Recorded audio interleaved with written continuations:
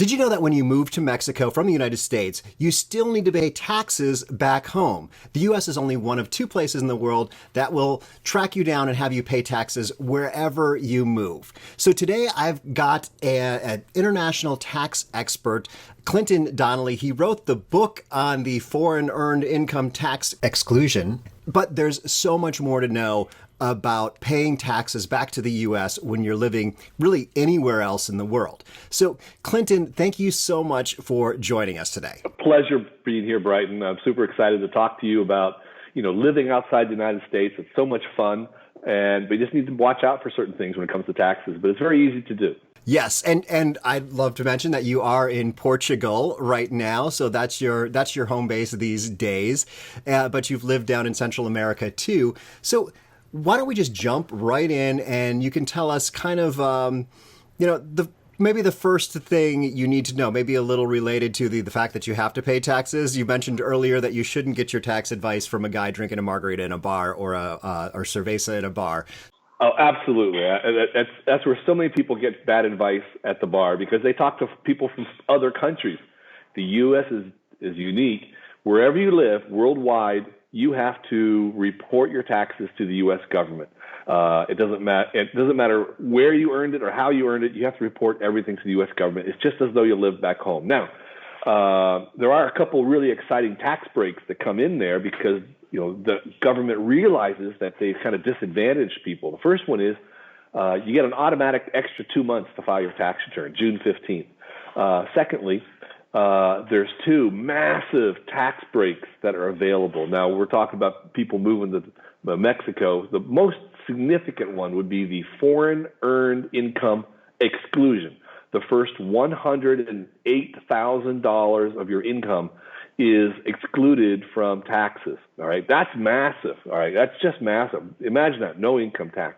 This is one of the biggest tax breaks that there is. So, Clinton, tell us more about that one. What's required to be able to get that tax break? So we're talking earned income. It comes from work, not dividends, interest, or investment income. It's earned income. So let's say you're running an Amazon seller business, from Mexico, or let's say you're a programmer and you work for somebody. You get like a 1099 employee, or maybe it's even W-2. You are excluded from having to pay the tax. So when you file your tax return, there's a form 2555, which you complete to basically say, yeah, I was living here in Mexico. To qualify for it, and this is very important, the first year you have to be spending 330 days during a 12-month period in the foreign country. So there is a time requirement. So, then the nice thing is, it's a 12-month period. It's not calendar year, all right? So let's say, we're recording this here, it's about to be the September 2021. It's a little bit late, but you could start September 1st. You could go down to Mexico. You'd have 4 months then, and then you can actually count days into the next year. As long as you stay 330 days during the full year, starting, the day you arrive, then you get this exclusion, all right? Some people, the first year they go down to, say, Mexico, right? They have a lot of homesickness and they keep flying back home, all right? And if you're working and you want to get that tax break, you want to be very careful about the number of days you spend back home the first year. Now, after you've been back home, after the first year, you can claim bona fide residence, which means, hey, I got a residency here, I got a permit, and I don't have to do the 330-day stint thing, right? But you have to be predominantly in Mexico. Wonderful. I hadn't known about the second part. I knew about the 330 days, but this is why we have the expert on to get those key details. One other question I had about something you mentioned was if you are paying estimated taxes, are your estimated taxes due 2 months late too, or do you still have to get those guys in on time? The estimated taxes you can pay as you go, as usual. The filing, you are required to pay your taxes by April 15th. You have an extra 2 months to file the paperwork, not to pay the taxes. If you don't pay on time, it's like a 3% interest. Now, you talked about writing the book. I did write the book on the foreign earned income exclusion. I did this on a cruise ship coming back across the Atlantic. And this is a serious book. This is on Amazon. It's called Foreign Earned Income Exclusion. It's under my name. There's the only book like it. It's 320 pages long. This book is totally boring, unless you're trying to save $108,000, in which case it's a page turner. I mean, that's my clients have told me this is a page turner. I don't make much money off of this, but it's there on Amazon. One other thing you mentioned before we move on to the next thing is that it is earned income. So if you're making money off the stock market, the government still wants you to pay? Yes. Interesting. Okay, so this is something a little more complex. You can't just file a whatever it is, a 1040 EZ and get this. You have to be separating out income into different categories and TurboTax is a great piece of software for doing that. You got to be very careful when you're living overseas, because like if you're the type of person who's used to working with an accountant, unless you have somebody back in the States, you're looking for somebody in Mexico, you're probably going to find somebody who's not really qualified. So be careful about that. You go back to the States, you might be that guy's only person with foreign filing. He may not know what to do. But TurboTax is actually pretty good in this area. Do you know about Tax Act by any chance? Tax Act is good as well. TurboTax, Tax Act are probably like 1 and 2 in terms of tax software. Perfect. Very good. That's the one I use. So now I know I'm on the right track. So yeah, it's very interesting. When you use those softwares, it's like you just start checking boxes and all of a sudden they open up a whole new section that otherwise was hidden. So I'll have to give it a try. But I am living only part of the year in Mexico, so I am not eligible for that. I'm only living, 6 months in Mexico, 6 months in the United States, so I have to pay taxes and also have to pay taxes to the state. So maybe you could touch a little bit on state taxes. So if you're relocating to Mexico, you might be coming from some other state, and then you kind of maybe you have some family in that state, and you kind of like use that as your mailing address. Your U.S. banks, you still use that address. Well, that address might be in a state that wants to charge taxes on all your income. So when you have a 1099 issued by your bank or brokerage or whoever's paying you, and they see like a California address, California immediately gets a copy of that, and California thinks you owe them taxes. So what you want to do, I highly recommend this, is to get what's called a virtual mailbox. There's a number of services out there. You want to get a virtual mailbox, which is like the mail comes to this company, they scan it in, and you get it in your email or an online system, okay? Now, you want to get an address. You can pick anywhere in the country for these addresses. You want to pick it in a state where there is no income tax. Florida and Texas are probably your best ones in this category, right? So then you tell your banks, you tell your brokerages, anybody you work for, you say, I'm living over here in Florida.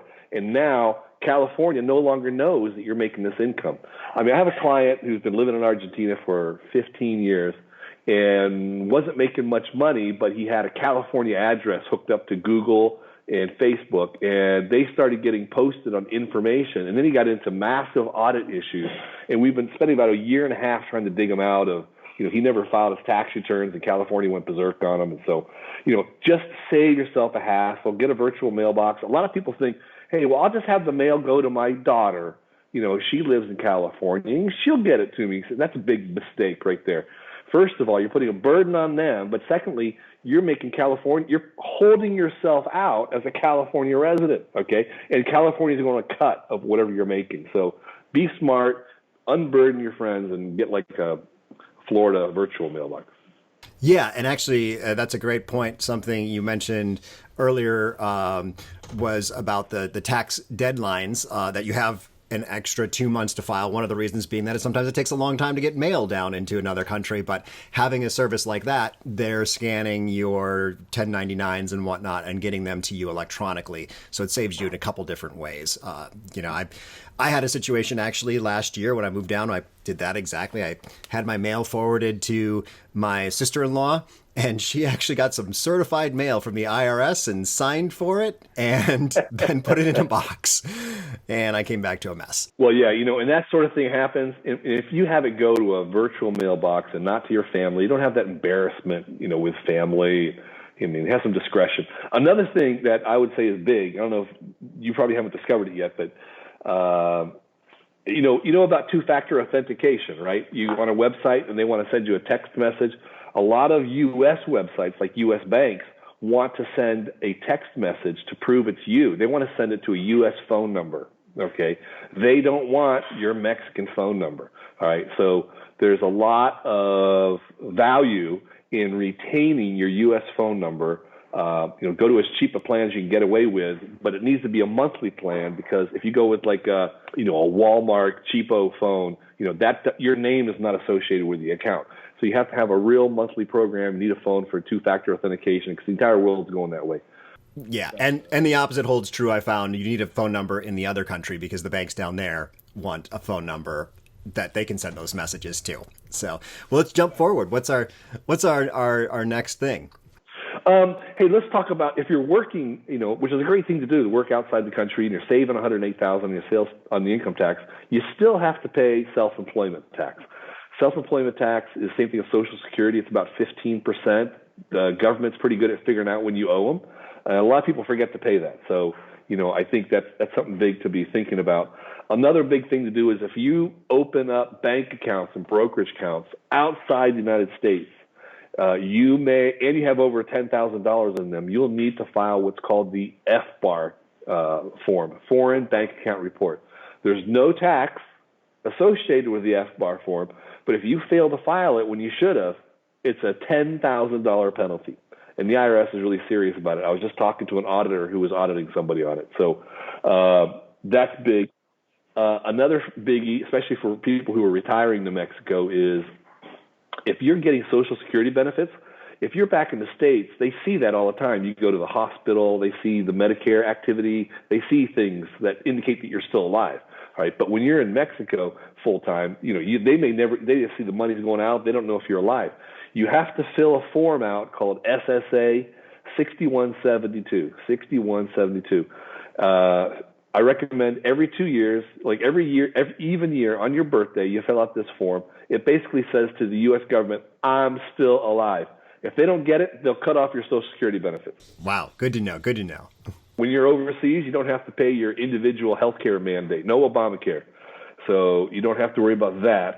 But other than that, I think it's a great, living outside the United States is a great way to expand your horizons, enjoy the world, and really save a lot of money if you're working remotely. And there's so many jobs available for working remotely. You go to Upwork or any services and just make some money. Make some, at least you're making some beer money, and it's a great way to pass the time, because after a few years, being retired is boring. So this is a great thing to, keep your brain alert and sharp and talk to people. So I highly encourage it. But don't be afraid of working. Don't be afraid of taxes. Get a copy of Tax Act or TurboTax and keep it simple, and it'll help you through it. Yes, exactly. So one thing I don't think you mentioned, and we'll just cover this quickly, is if you are working in another country, so you're working for a Mexican company, and you're making money there, what do we need to know then? Well, that's a good question. When you're working, like I had a client who went to work for the telephone company in Mexico City, and she was a U.S. consultant and went to work full-time as a manager. And she was paying taxes to the Mexican government. They were taking the money out of her paycheck, right? So because you have to pay taxes in the U.S. as well, there's a tremendous benefit, a second benefit in this situation. It's called the foreign tax credit, which is simply put a dollar for dollar credit. For every dollar you pay to Mexico, you get $1 off on your U.S. taxes. So you're not being taxed twice. And in most countries, you're going to pay more taxes in a foreign country than you will in the U.S. So what happens in that situation is a lot of people just pay no taxes. She had made over $100,000 U.S. working in Mexico, and she paid no taxes in the U.S. So, but you have to file. Otherwise, you don't get the credit. Always file. Well, tell us, to those people who are watching and who are just like, whoa, lots of stuff, I need some help. How can people get the book, or how can people contact you to get some help? Well, hey, the book is on Amazon. Just search on my name, Clinton Donnelly. Outside of seeing things about Bill Clinton, you'll see a book on taxes. That's me. And I think it's available on Kindle, so you don't have to download it if you want. It's a great read, actually. It's a lot of court cases. It's very interesting. But it'll stimulate your mind. TurboTax will keep you in tax act will keep you safe. If you have questions, you can come to our website. My website is called cryptotaxaudit.com. I'm although I do a lot of expat work, I'm also one of the leading people in the U.S. on crypto taxes for individuals. Our website at cryptotaxaudit.com offers an amazing, unique service that you really cannot get anywhere else in the U.S. It's bleeding edge. We actually can monitor your IRS account on a weekly basis with our membership at Crypto Tax Audit, and we can see when the IRS has flagged one of your tax returns for an audit, and we let you know about it right away. Typically, the IRS takes about 6 months to go through their evaluation, selection, and assignment process before an audit starts. This gives you a chance to go back and fix your tax return and amend it before the IRS audits it and save a 20 to 40% accuracy penalty. So this is a one-of-a-kind service, and you can call us up and we can monitor. We can see what your account has been doing for the last couple of years. We can see what the IRS is doing, and we can call the IRS on your behalf. This is super, super significant because the most recent Taxpayer Advocate report came out and said that the IRS is only answering phone calls at a rate of 3%. If you call up, you have a 3% chance of being answered. They will hang up on you as a courtesy, they call it. They do all this stuff, so it's almost impossible to get through the IRS. The IRS is broken, and this is the type of service that can get you heads up. The IRS is supercomputers. You have Crypto Tax Audit. Awesome. Now, awesome. Even though there's crypto in the name, we look for anything. It doesn't. It's not. That's just the marketing site. You can be anywhere. Highly recommend it for expats. Yes, and I can attest. Once I found those certified letters, I experienced that that the IRS doesn't do oh, sorry, there's a queue. We'll maintain your place in line and call you back. No, they just say, call us back another time, and then you call back another time. And it just so one quick tip, if you're not working with Clinton, is to actually call your U.S. rep. That is how I got my tax situation, because they also have, just like Clinton has a line to the IRS that we don't have, the U.S. reps are someone in his office, not like I talked to him, but someone in his office was able to move it forward and get me to the area that I needed to get to kind of clear up my stuff. So that's one thing I think a lot of people in the U.S. don't know, is that you do have a U.S. rep. It's probably associated with whatever address you have, wherever you vote in the U.S., and they are there to help you. And you don't talk to them. They've got a big staff that's supposed to help out their constituents. So that's kind of an aside. Are you talking about the House of Representatives rep? Yes. Okay. Yeah, you could call your senator too if you've got a connection, but the House reps seem to be helpful for little things that their constituents have problems with, just trying to get to the federal government. Such great information, Clinton. This has been a wonderful video. There's two more things that I want to cover in this video before wrapping it up. But first, I want to say thank you to you, the viewer, and thank you to Clinton for providing all this wonderful information. It's a pleasure being able to talk to you, Brian. I enjoyed it a lot. Wonderful. Thank you so much. The second thing, I want to thank Tanya Elliott, who provided this nice, beautiful background for me today. And you can actually see another video that I've done with Tanya and her husband, Jack. And I like to end every video with a quick lesson. This one is a Spanish lesson, and that is two verbs, ganar and perder. So ganar is to gain or to earn, and perder is to lose. So you can ganar or perder dinero. And if you want to make sure that you're not losing too much money, check out this video up here about ATM machines in Mexico. Which ones charge you a lot, which ones charge you a little. And if you want to see that video with Tanya and her husband about making friends in Mexico, check that out down here.